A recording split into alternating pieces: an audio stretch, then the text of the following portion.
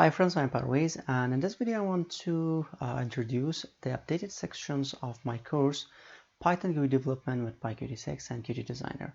Now I have added some new sections in the course, and the length of the course become for the first time it was 15 hours. Now it becomes to 19 hours training course, and the sections that are added, especially there in Qt so we have added more on Qt. Also we have more on Qt controls. We have Qt multimedia, Qt 3D, and also Qt animation. Now these are the new sections that has been added to the course.